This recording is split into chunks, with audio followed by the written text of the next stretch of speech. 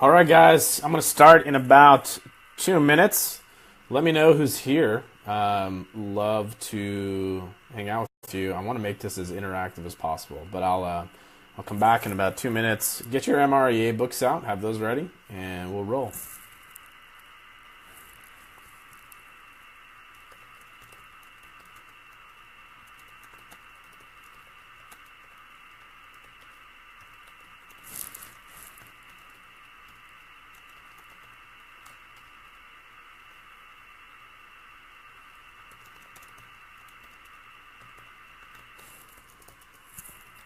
What's up, Matt?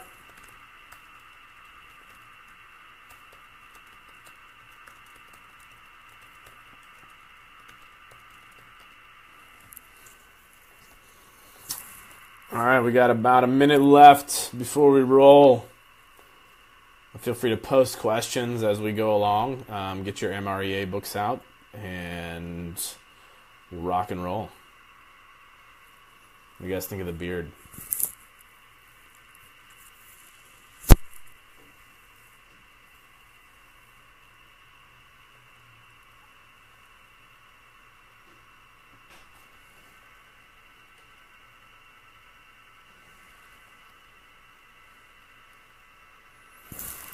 It is 2:30. So, here we are. Ben, I want to say how much I appreciate you reaching out to me. Man, it feels like several months ago to talk about Millionaire Real Estate Agent, the idea of netting $1 million, and pages 249 to 263. It was really awesome to go back through, and I had a habit for a long time of reading through the book. What's up, Andy? Yeah, you like the beard? My wife wants me to trim it, and I don't know if I'm going to do that. I might go all the way through November with it. So anyway, so again, thank you to Ben. Thank you all for being here. If you'll take out your MREA books, I'm actually just going to kind of go through the text, if we will, and see what the book says. And I'd love to make this interactive. I'm certainly not the fount of knowledge, and sometimes when people ask questions, thanks, Lindsay. Sometimes when people ask questions, I think we collectively get more ahas together, and there's things that I might not even think about that are true in our world and in my business or our business that will come out as a result of questions. So make sure you ask them. So I'm just going to dive in. So this idea of netting $1 million, I was kind of thinking about it, and obviously you've got this path net $1 million, receive $1 million, and now we're talking about give $1 million. And I think we get a little money focused on it, and Gary does a really good job in the book of helping us to see that it's not necessarily about the money. I mean, the subtitle of the book, it's not about the money, it's about being the best you can be. So that netting $1 million is actually the logical progression of a business that's just doing things really well. So good leadership, good systems, good execution, all of that stuff comes to play. So let's think less about net $1 million as destinational and more about it as a path, as a journey to that. And he really points this out. So I'm just going to dive in. So page 249, it just says money.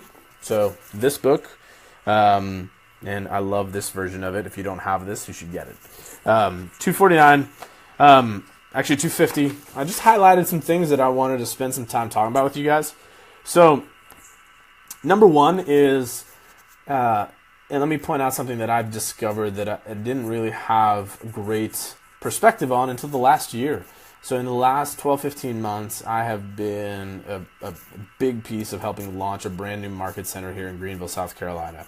And in the process of doing that, we recruited a lot of agents to Keller Williams from other companies. We had a lot of new agents join.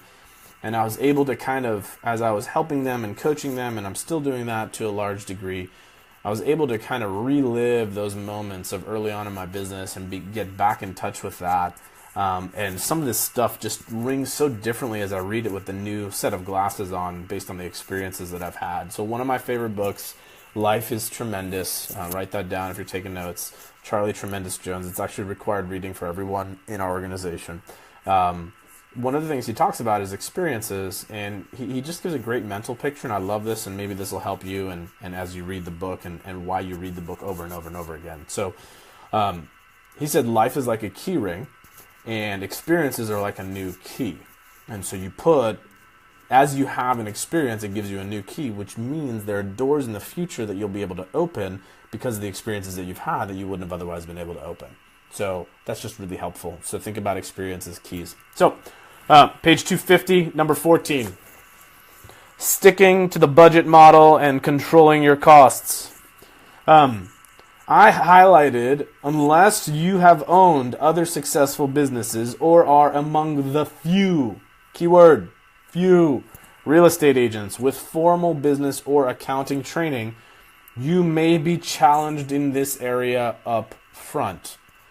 So let's deconstruct this a little bit. You may be challenged in this area up front. I think that's a vast understatement of the issue. As I watch real estate agents, and we just had a CPA come in to talk to some of the brand new agents in our market center about why they need to create a business entity, what a business entity does, how to track P&L. Most people have no clue about this stuff, and unless you start in the earliest days of doing this, it will be messy later on, which is okay too.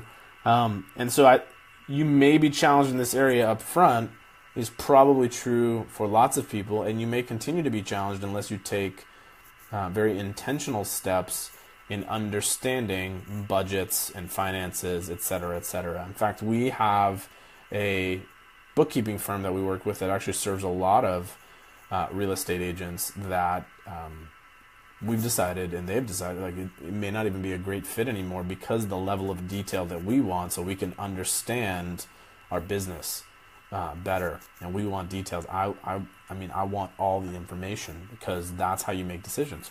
So that's one thing, is don't underestimate the importance of making sure you're set up on a P&L, get the help that you need, because netting $1 million has everything to do with that.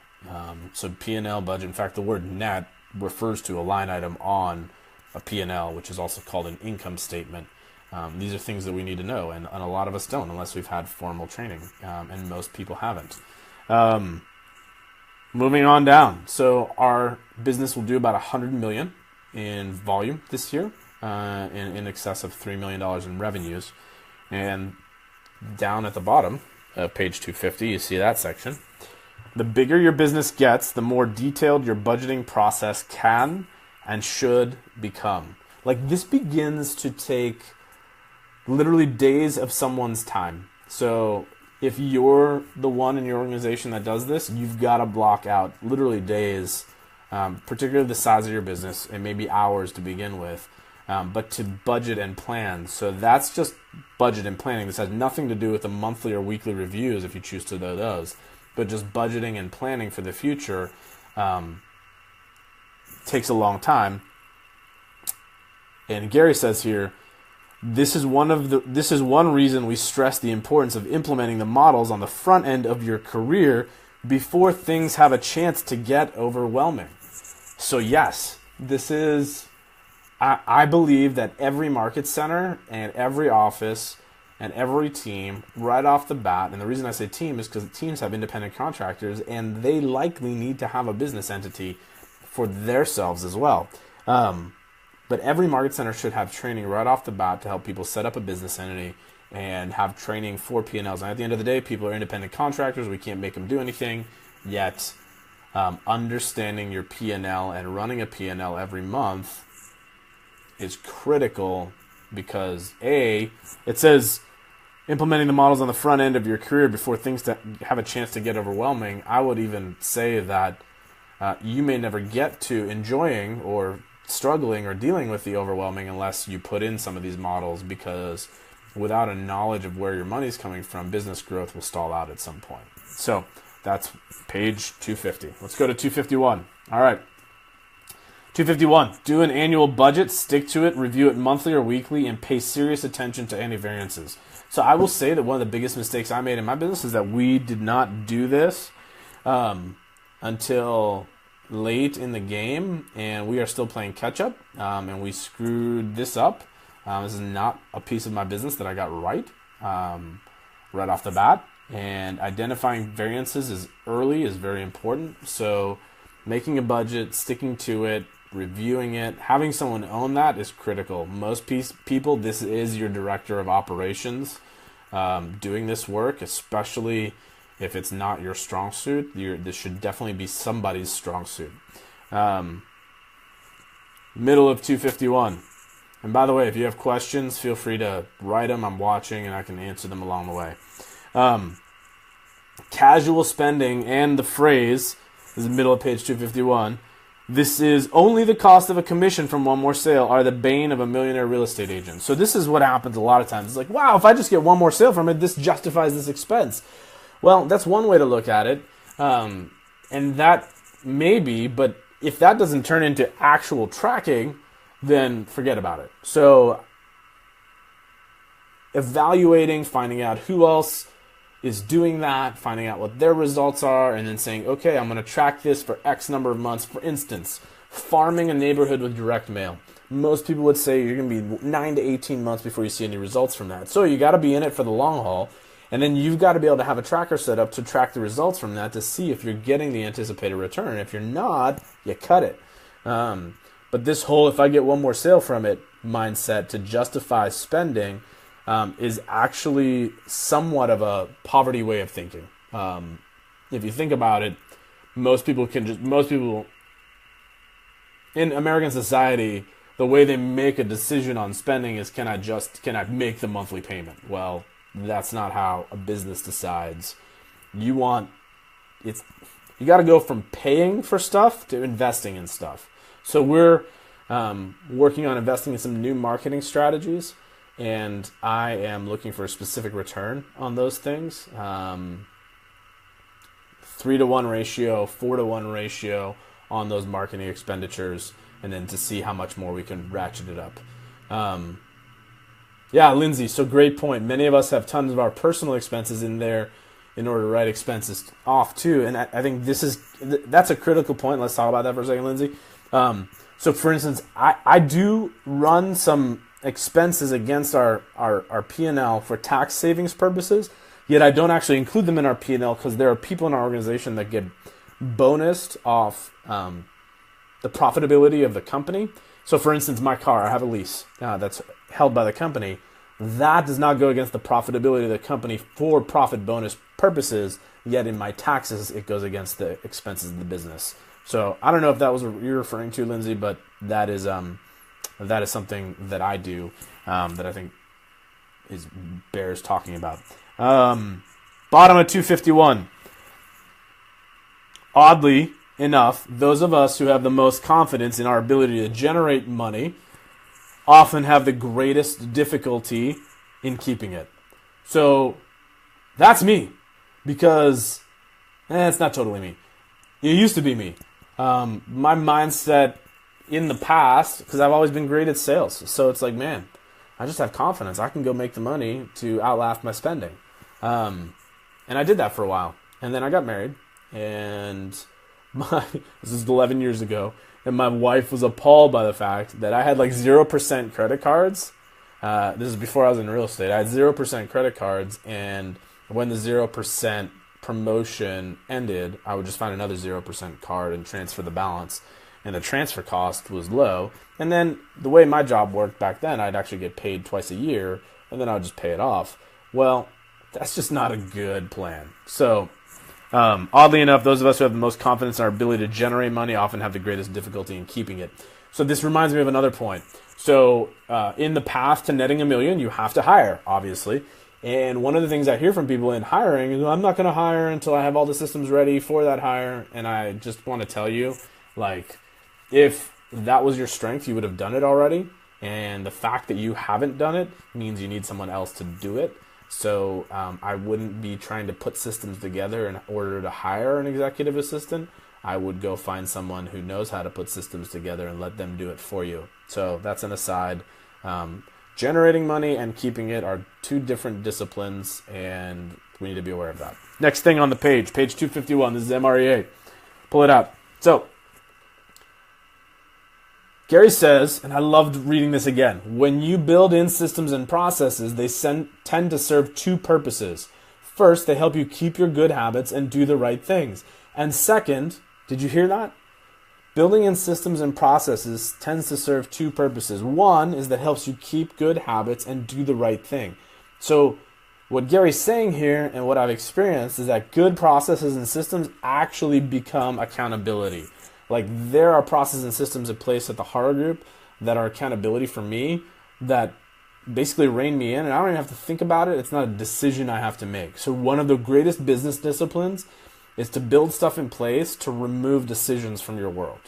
So that autopilot just takes those decisions off your plate. Does that make sense? Because if you have to make all the decisions all the time over and over and over and over again, that burns a lot of emotional fuel. So systems and processes for finances, like we're actually right now, one of the things that April, our director of operations, is working on is here's our financial standards sheet. Like what percentage do we set aside for taxes every month? By what day of the month does the P&L need to be fully done? And we've kind of had like some loose standards around that, and now really tightening those things down. The second things built systems and processes do is it makes it very difficult to regress into old bad habits and do the wrong things. So understand that systems and processes and having people that are really strong at those actually build accountability into your business that hems the cowboys like me in. So it's really good and you need it. All right, let's go to page 252. So I pretty much highlighted this whole page as something worth talking about.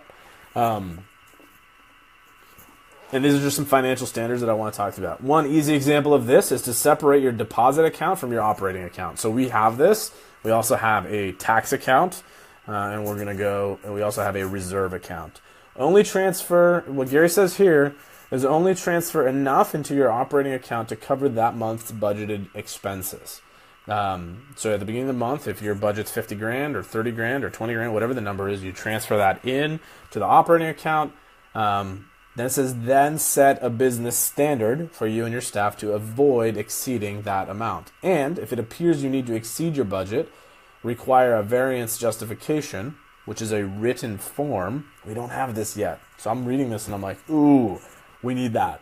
That must be reviewed before the money can be transferred to the operating account to cover the additional costs. Beautiful. Beautiful. Now that's a system. And for most of us as agents and rainmakers, that's not a system that we install or create. Now, you may need to hold it accountable, but that's typically not a strong point for most of us as rainmakers. So again, that's like a director of operations or a finance director, however that role is classified in your world. That's who that does. Another good technique. This is page 252 of MREA for those who just joined us. Pull it out. By the way, feel free to ping questions. Another good technique is to have someone else, a CPA, a financial consultant, or even a knowledgeable peer. So what does your ALC look like? What's your relationship with your OP, your TL? What mastermind groups are you part of? Are you sharing your P&L? Are you talking about it? Have them hold you accountable, you and your management team accountable, and then schedule monthly consultations with you. Remember, these people need to be empowered to be critical and to get answers to their questions. Otherwise, their consultation will have little ability to keep you on track. So again, this is almost like a key hire, but like a key external hire. And if you remember the wealth determiner that gets talked about in Quantum Leap, there's and wealth determiners outside the organization, or allied resources, if you will. That's one of those, and like someone that's going to help you keep accountable on the money of your business. Another piece on page 252 that I absolutely love. As a general rule, you should request a detailed budget for any new marketing plan, equipment purchase, or staff position. So a proposal was made several months ago at the Haro Group to hire a staff photographer. And our response was, we need a detailed financial evaluation of the pros and cons of having that role internally rather than contracting it out. And we got that, and actually our photographer started on Monday. For each proposal for any expense new hire, insist on a complete economic model. How will it increase income or save expenses or cause higher productivity? This is red light, green light at a high level. Make it a habit to question a new expense until you are confident it makes economic sense to do it. Then, this is key, especially for those of us who are fast moving, let it rest for a couple of days and see if it still makes sense. It may sound like overkill, but when you allow the habit of impulse, habit of impulse, or even urgent spending outside the bounds of your budget, you are sounding a death knell for your net income. Like another piece that we just had happen, I'm ordering something for the office, and the company said, hey, we can get this to you in 18 to 20 days, or for another $400, you can get it in 10 days. And I said, you know what? Even though my speed wanted that in 10 days, I said, you know what? I'm not going to spend the additional. This is the real-time today decision. We're not going to spend that additional $400. We haven't had this thing till now. We can wait another 10 days. Listings and lead generation are always urgent matters, but spending money should always be a deliberate enterprise. Yep. So this is just slow down on every purchase. Slow down. I spent a lot of money early on, and I'm going to take a diversion here. I did spend a lot of money early on in my business paying for things that didn't pan out. And I think we all have some of that, and I learned from those experiences. One of the things I want to talk to you about in this process of netting $1 million is understand how your average GCI and your, hey Michelle, average GCI per unit and your listing buyer mix impacts your pro forma. And if you don't know what a pro forma is, that's where you sit down and say, okay, this is your economic model, if you will, budget model. This many buyers, this many listings, here's my expenses, here's what it's going to look like, budget, and here's what my spending is going to look like. Now, if you can tweak the assumptions, so like for instance, in the last couple of years, we have not executed a great focus on listings, so we went from like 60-40 buyers to listings to like 70-30, and this year it even dipped a little bit lower than that, so that really impacts profitability, and so you got to keep an eye on that piece.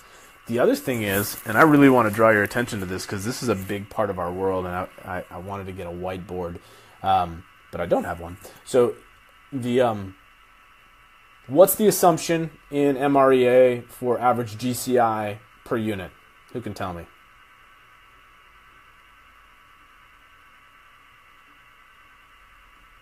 Average assumption, or assumption in MREA for average GCI per unit. Anyone got an answer on that? Anyone remember?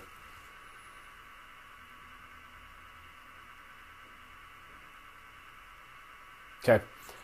It's $7,500. Okay. So $7,500 average commission, that's a $250,000 average sale price according to the assumptions in the book. And you can net $1 million at a 2.4 million revenue number.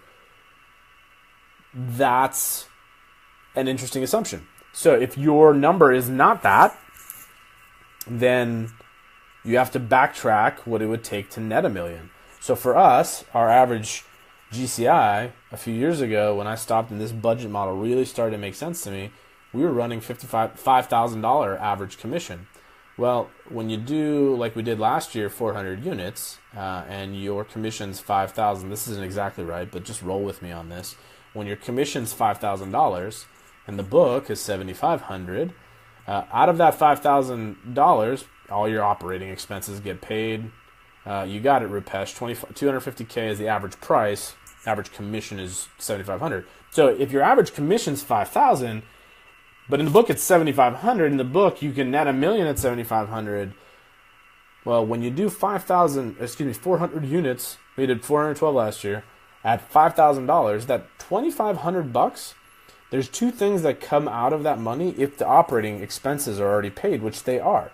So out of the 2,500 times 400 units is actually, and my brain's not working as fast as I'd like to, so I pulled out my calculator. So 2,500 times 412, that's $1 million in revenue that the Haro Group didn't see relative to an MREA team based on the assumptions in the book. So $1 million. Now, Out of that comes cost of sales, so however much buyer's agents and listing agents make. So let's just say the book is 29%. Most teams are running closer to 35 or 40, but let's just say 40. So $1,030,000 times 0.6. It's a 40% cost of sale. That's that much money, $618,000. So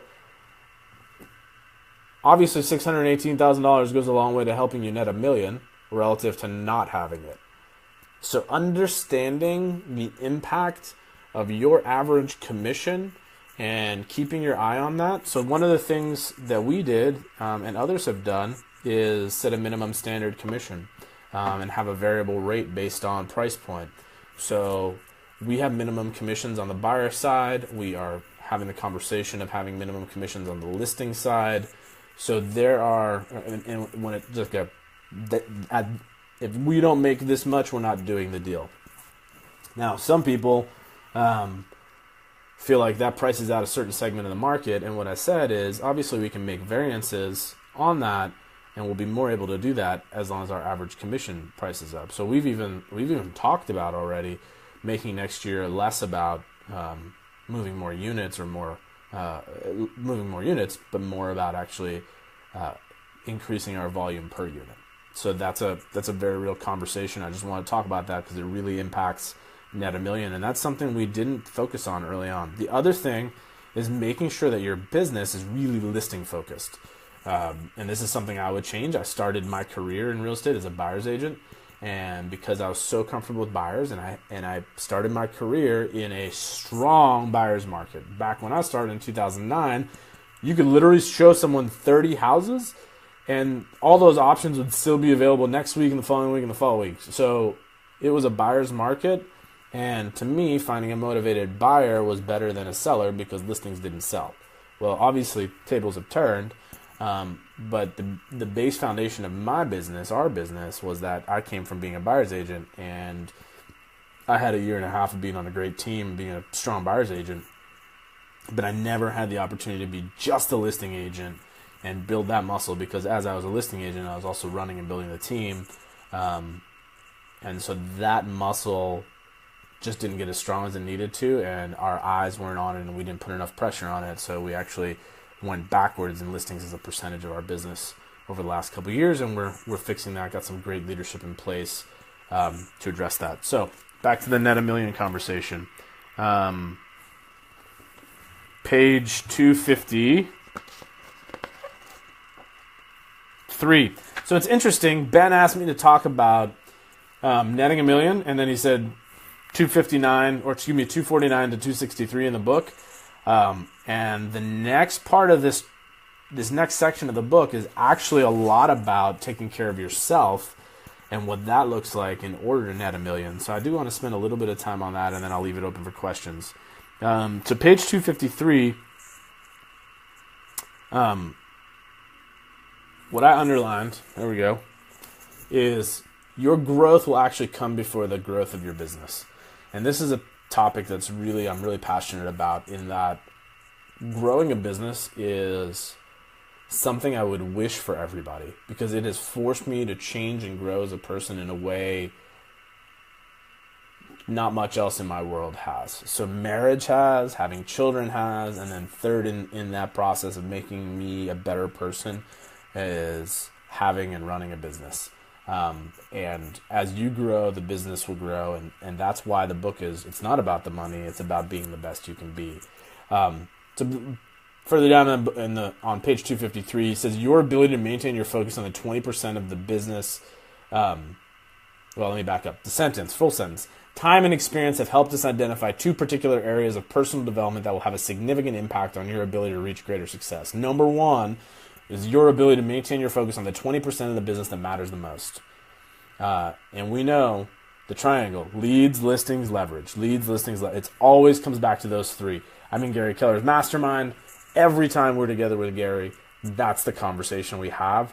And it's amazing how compelling, how simple, and how true it is every single time. Leads, listing, leverage. And number two is your ability to maintain some sense of balance in your life, so you'll always have the energy you need to pursue your goals. So then he spends some time in the book talking about staying focused on the 20%. And there's a couple things I highlighted. I'll share them with you. One way to handle this is to train your team to respect your time by teaching the 80-20 rule and helping them understand which activities are truly dollar productive. We believe we've done a really good job of this at the Haro Group. Every day from 9 to noon is lead generation time, and everyone's on the phones, and most important, big rocks happen every day, 9 to noon. That's what happens. So that is really critical. It's critical for the leader. It's critical for the team. Turn the page. Let's talk about counterbalance. This is page 259. Okay. I've just posted this on Facebook because I loved it as I was preparing. The ruling factor of living a counterbalanced life is to allow imbalance when key goals are at stake, but not to dwell in that state for too long. To allow imbalance when key goals are at stake, but not to live in that state for too long. So sometimes people ask, what are the challenges I should get involved in, and what are the challenges I shouldn't get involved in? The challenges you should get involved in your business are the ones that my friend Seth Campbell says are below the water line. So if you have a boat and it's bobbing along the water, if the hole is in the boat, the hull of the boat, and it's above the water, okay, you got some time, not a huge concern. If the hole is below the water line and now your boat's taking on water and it's going to cause it to sink, that's a below the water line issue. So that's when key goals are at stake. Below the water line issues are the ones that you need to jump at and go to immediately. Run to that. And the reason you can't stay in imbalance for too long, when you allow yourself to live in imbalance for too long, you cannot maintain your energy and you risk burnout. So I came really close to this over the last year. I put on a lot of weight. I ignored my health to a high degree. My quality of my family time was diminished. This thing can be a super huge distraction. Oh, look, there's my goal. Phones can be a super huge distraction and can cause burnout. So my team knows I am moving away from texting. If we've got something important to discuss, don't text me. Let's either get face-to-face or get on a phone call, and if it's doesn't warrant either of those, then it can wait. So because I believe these things lead to burnout at a high level. So agents, leadership, be really wary, be really intentional of how you use this thing. I'm getting more intentional every day, not where I want to be yet, and it's moving in that direction. By the way, feel free to ask questions. Page 260. The best counterbalancing formula is something that is unique to each individual. No one else can determine how neglecting or overemphasizing an area will impact your enthusiasm and your drive. So I think that one of the habits that's really helped me with this is journaling. And for me, I'm not someone, I'm a run a million miles an hour guy, but slowing down to journal in the mornings and pray through the day, and just kind of get reconnected with my Father. I'm a Christian. That's my worldview. Because no one else can determine for you like what your level of drive is. And this is a really key point for a leader. There are things that I can pursue with my life and my family that because of the commitments and the foundation that we have as a family together, we can pursue that not everyone else can pursue.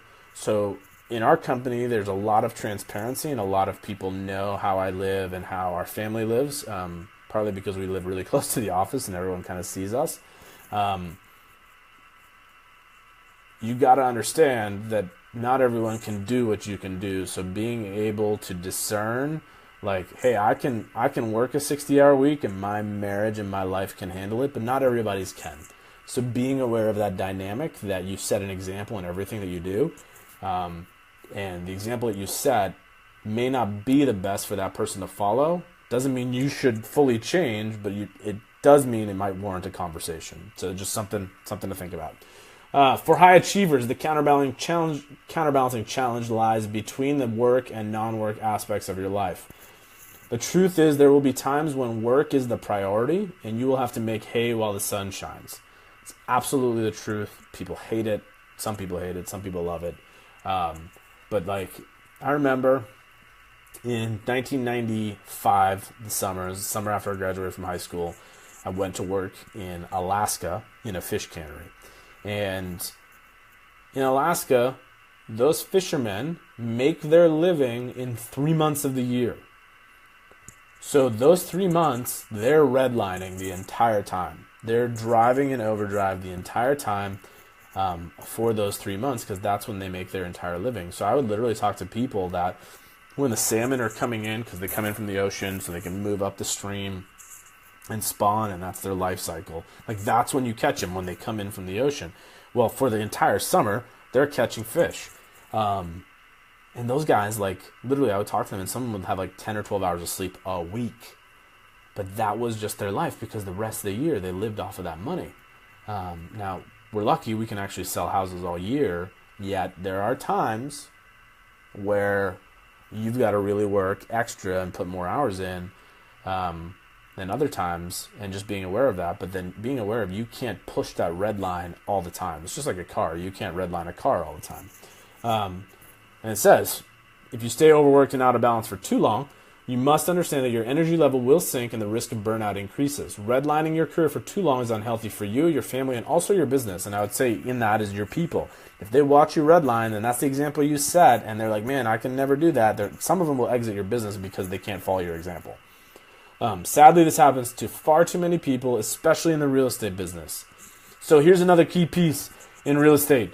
The reason so many of us are so attached to the hip to this thing is because we don't have disciplined lead generation time. So when the lead comes in and it's 7 o'clock at night and you're with your wife or your kids and you feel like you have to answer it, one of the reasons that's the case is because you don't have blocked in time every morning to do it, knowing that if you hit certain numbers, certain results will happen because you're not tracking, and therefore you feel the urgency of every single lead at any time. I made a joke one time. It's like, you're making love to your whatever. And it's the phone's there and it buzzes and it's like, oh, I got to get that. Forget that crap. Be disciplined. Consistency and skill will win over that kind of response to this thing over time. Bottom of 260. And then we'll go to questions and then we'll be done.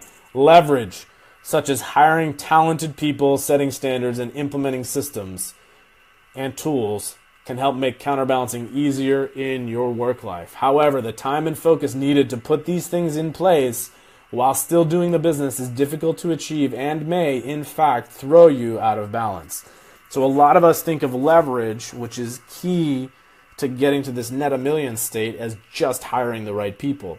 But part of that hiring the right people is the other three things that he says here. Setting standards. Standards are leverage. When you have a standard in place and it's held, that is leverage for your business.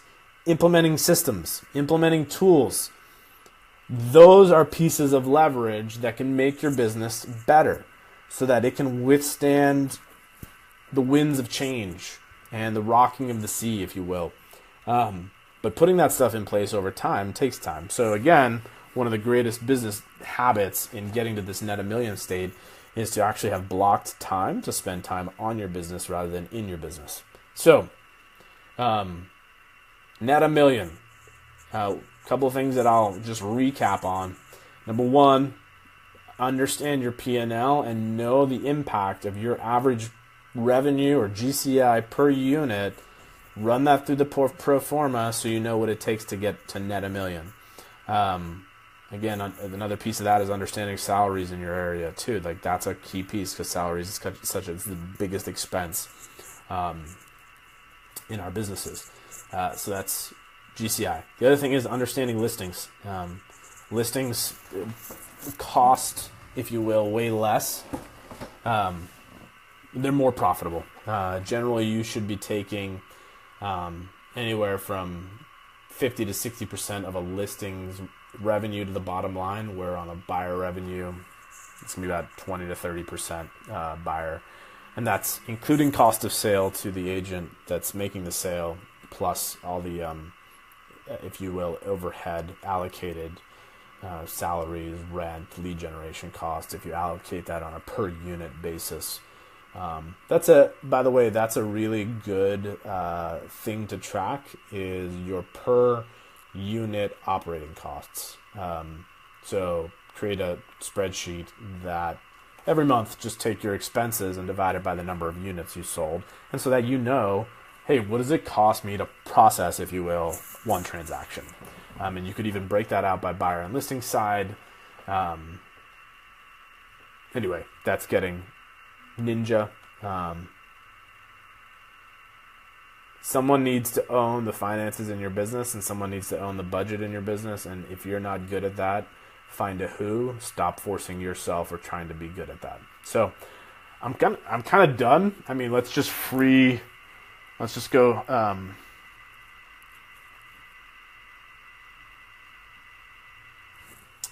Let's just go free form. I got a text. Free form. Any questions you guys have for me? I'm happy to answer anything about our business.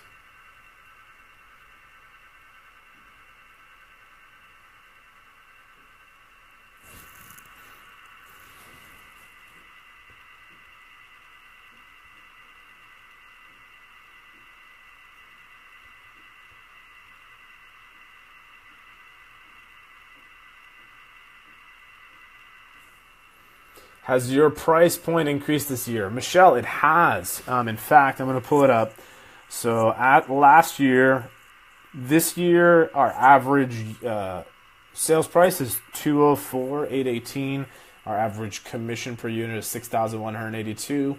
And then last year, our average price was $189,832. Average commission was $5,668. So we've got about a $700 spread per unit that we're better this year than last year.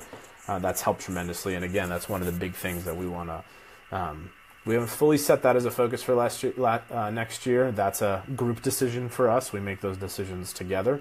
Yet it is something definitely circulating in the minds of people as I've just said. Hey, consider that this could be part of our focus for next year.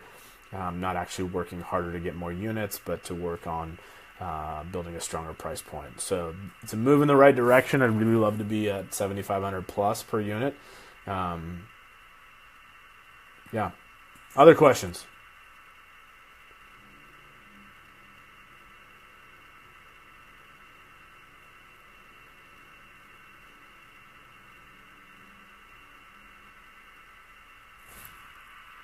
I'll give it about 4 more minutes. Ask anything.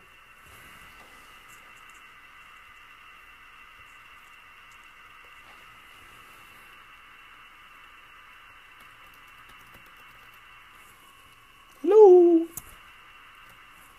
Questions? Any questions?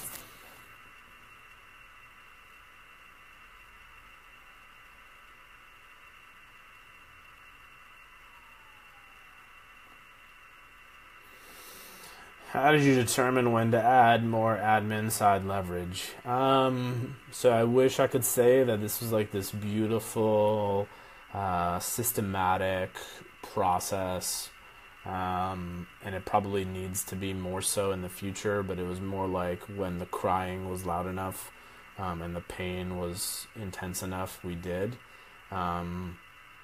This, I would say, of all things in the Haro Group's track record, the one thing that I know enough about now that I would do very differently in the future. I know you're gonna be shocked. I was pretty confident and I would say borderline arrogant in admin hiring. Gary says don't move on until you make the right first hire, and that first hire is an executive assistant that can grow into your operations director, operations manager, whatever you want to call that. So that's just been we feel like we're finally getting to the point where that's a stable side of the business, and we understand it better and have the right leadership in place. And it took a long time. And I don't, that's part of the growth of the business, and it's tough because I'm a sales guy, so I can identify sales talent. And I really, if someone brings me the wherewithal, and the gut, the drive and some teachability, and they're willing to work, I think anyone can sell. I don't care on the disc if you're a C, S, I, or D, it doesn't matter. Anyone can learn to sell, provided the work ethic and the teachability and a good attitude. Yet on the administrative side, my ability to identify talent is pretty low. And so that's, like, for me, because of my fast-moving nature, etc., someone says, I'm good at admin and I love administrative work and I love to be support. And I'm like, well, when can you start? And obviously, understanding RS and CV and all that helped slow my natural need for speed down in all of those situations. Yet, the other thing I love to believe is that if someone can work hard enough and has a good heart, they can make it work. And that is it's very much an optimistic and a little bit of a fairy tale mindset towards that. So sometimes you make hires based on your belief in the person rather than an actual proven track record of proclivity in those skills. So that's an area that I really think we need to help each other on, because I think a lot of people have no idea what to look for when they're looking for administrative talent, and how and when to get it. Gene Rivers teaches, like, for every two, I think it's, oh goodness, this is going to be awful, I'm going to misquote him, but he has a ratio for every 100 units you need 2 or 3 salespeople and 1 admin person or something like that. If someone remembers that, please post it. I'd have to go back and look in my notes. We've not exactly followed that yet. I think that there's a lot of wisdom that Gene has. Goodness gracious, I wish I could remember that. Michelle, is that helpful?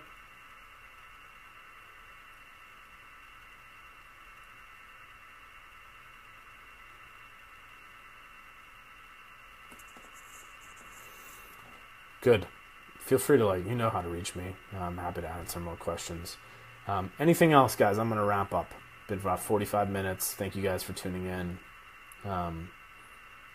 Hey, Kit. There's 45 minutes of this. And we're just wrapping up. So any other questions on this topic of netting $1 million? Okay. Thank you, guys. Have a great day. Talk to you later.